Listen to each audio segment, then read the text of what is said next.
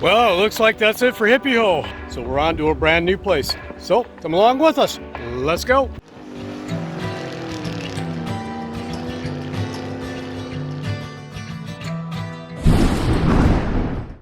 We are not in the desert anymore. That's right. We are in a forest. We are in a very quiet and beautiful forest, I might add. Well, good morning. It is so good to see you all again. I'm going to cover 5 things that I think that you need in your arsenal of equipment for living in the forest. Now, the thing about being nomadic is that you're always kind of chasing that perfect golden triangle. You know, that 70-ish weather, 40s, 50s in the evening. Beautiful, beautiful weather. And the place I was just at, oh my gosh, was it getting so hot? When I did the last video, it was like 101 degrees. And this week, it's supposed to be 103, 104, 105. So I took the opportunity to get out of there on a much cooler day. So that way I didn't put a lot of stress on my vehicle with all that heat emanating off the road. And today we find ourselves here in a beautiful national forest. This place is gorgeous. My gosh, what an incredible place to end up. It just seems like it just gets better and better and better. Everywhere I go seems to be unique. I haven't actually been to a place yet that I haven't really loved. And this place is definitely no exception. I'm down by the Sedona area right now, and this place is beautiful, without a doubt. And I just realized that the shirt I'm currently wearing was probably a whole lot more appropriate for Hippie Hole than potentially where I'm at right now. So let me show you around here.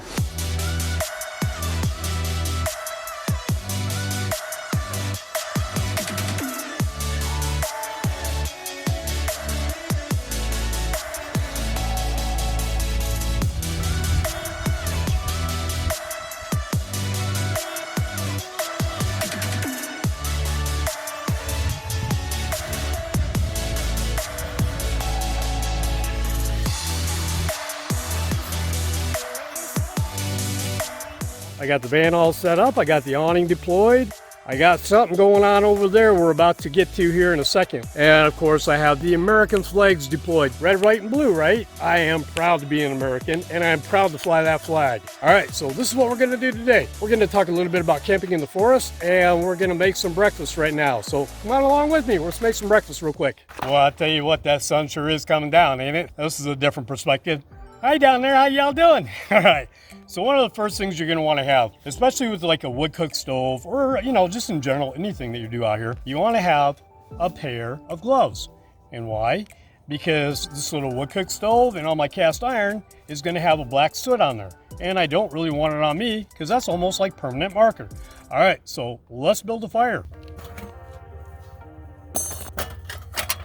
And what I've got over here is I've got little sticks already, and out here I got pine cones. These things work awesome for a fire, man. Boy, I'll tell you what, it'll get your fire going in a hurry. And I've got some dried pine needles. All right, so basically what I do is I kind of build like a little log cabin. I throw some stakes in there. I'm gonna use pine needles because that's gonna get that fire going. Ooh, big time. You start out with smaller dried sticks, you know, break them up, throw them in there. And then I'm gonna throw a pine cone in there, and I'm gonna throw a bigger piece of wood in there, so that way we keep the fire burning the way we want it to. All right, so once we have all that done, we're gonna wanna put our bars up on the top. I'll link the video up here if you wanna see what I did with this, because we're gonna be using the big cast iron frying pan. We're gonna take our cast iron skillet, set it right on top. Now we're ready to start our fire. No ferro rod today, just got a lighter, and use it. Once I hit that pine needle, she's gonna go. Just like that, there we go. And then we'll kind of leave that door open for a moment and let some of that wind get in there and kind of breathe some air into that fire. And then once we have that, we'll just shut up our door. Okay, over here, let's mix up our pancakes. So I just buy the ready-made pancake mix. All you gotta do is add water, and I dump it in my bowl, and then just add a little bit of water. Oh, I got a critter in there.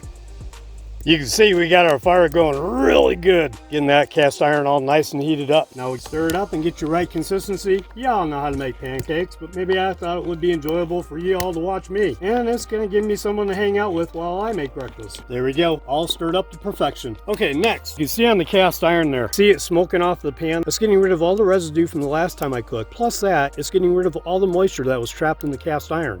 Now, it's really important to make sure that your cast iron is seasoned properly. If seasoned properly, you will never have a problem with anything ever sticking in your cast iron pan. Now, there are plenty of videos out there that'll show you how to season your cast iron pan. Basically what I did is I put some oil in the pan, rubbed it around, and I baked it on a fire for about an hour and a half. And that seasoned my Dutch oven quite well.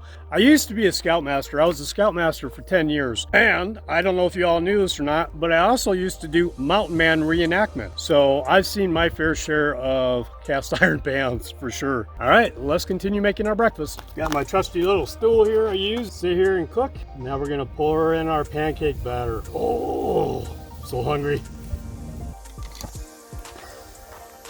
Oh, there they are. Oh, look at that. Man, they're almost done already. Holy cow, I gotta go eat my sausage. All right, so I just added a little bit more wood in there. It was burning down. There we go. Now the fire took off. Now the smoke will go away. I think these pancakes are probably about ready to flip. Let's check them out and see. Now remember, I didn't use any oil or butter in here. See how easy it is to flip your pancakes? Just like that. Oh, yeah. Always use a glove when it comes to touching your cast iron, because that sure does hurt if you don't.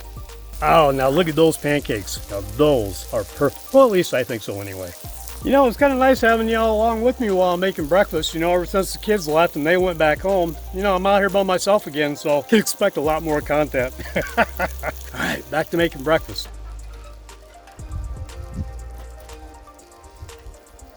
All right, I don't know about all of you out there, but for me, I hate buying syrup. A, it costs a lot of money, and B, I can make it my own. So this is what I do to make my own syrup. Take some brown sugar, put it in the pan. I don't put a whole lot in there. It's like a light syrup. And then I just add water and then stir it all up. Now it's ready to go on the fire. Well, as soon as the pancakes are done, then it's ready to go on the fire. All right, I think that about does it for our pancakes. Oh yeah, and our sausage is well done. All right, so when I get done with my dishes, all I use is a vinegar water solution mix, and I just spray whatever it is that's dirty. Paper towels, super important out here. I take a paper towel and I wash it all down, because the vinegar acts as a disinfectant. Wipe it down really thoroughly to make sure everything is all perfectly sterilized and clean again. And that's how I do dishes out here. No sense in wasting all that extra water, pouring it in a sink-tight basin. Ta-da, clean. Little Jax, he's out here eagerly pacing around. Aren't you, buddy? Come here, buddy. Come here. Come say hi to everybody. Oh, there you go. I think little Jax is in kind of a little depression. If you've seen on my last video, I'll link that video right up here. The little puppy you've seen in that video with my son and daughter-in-law, that was Jax's little brother, Zeppelin. One of these times I'll tell you the story on how all that came to be. Pretty cool. Time to eat up our syrup. And say, while we're talking about cooking, I want to give a big shout out to, I'm sure I'm going to tear this name up, but Falafels and Bubs. I want to give a big shout out to her channel. I'll leave a link. It'll probably be scrolling across the bottom below here. She has been a long-term subscriber. She is an absolutely wonderful person, and she is doing some super awesome things on her channel over there. She has a lot of good cooking recipes, a lot of good cooking health ideas, and a lot of videos, quite frankly, that are just super fun to watch. So go check out Laura, tell her Dennis sent you. And also I want to give a big shout out to SKA Punk Oi. Go over and check his channel out. He does van life. He just got doing an interview with a gentleman who bought an ambulance. Now, here's the kicker. The guy only paid $1,500 for this ambulance. What a bargain. Go check his channel out. He's doing a lot of wonderful things over there. Tell him Dennis sent you. All right, let's keep on cooking. Okay, our syrup's all nice and heated up. Oh, smoking hot.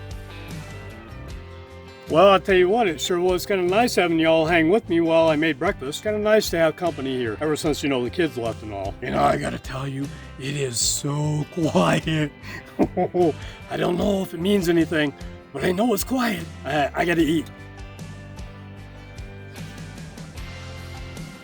Okay, as soon as I finish eating here, we're gonna take a few moments and talk about some of the things you might need to know when living in the forest. See you in a minute. All right, coming into this brand new season where I'm going to be spending probably a lot of time in the forest. So let's talk about some of the gear that I feel that you probably need in order to live in this beautiful place. All right, so one of the first things that I do believe that you probably need to get a hold of, and I learned the hard way, you need to get a good pair of hiking shoes. Doesn't matter what brand they are, doesn't matter what kind they are, just make sure they're a good solid sole. I like the Keen brand, but they're a little pricey, but just get yourself a good quality pair of hiking shoes. And And the reason for that is I learned the hard way. Well, what do you mean, Dennis? How'd you learn the hard way? Well, I'll tell you what. I was over in the Coconino National Forest, and little Jackson and I were out doing a walk, and I had my pair of tennis shoes on. And we were out just walking along. But you know what? On the forest floor, they got all these pine needles, and they got all that grass, and everything hiding all the dangers that are lurking beneath. Now you might say, what dangers are lurking underneath the pine needles? As I was walking along, I didn't see a hole that was underneath the pine needles. And when I took a step down, I twisted my ankle. I almost broke it. So having a good quality pair of hiking shoes, I believe, is a definite must out here. All right.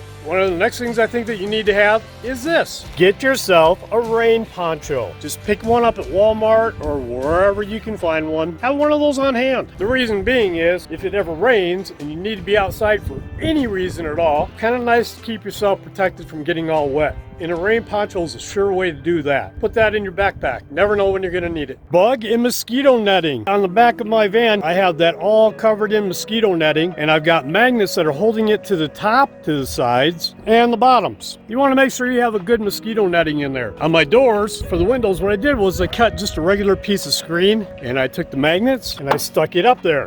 And for my doors going into the van, I have mosquito and bug netting right there. Now, the reason why you want to have all that mosquito and bug netting up is because you got like those little no-see-ums.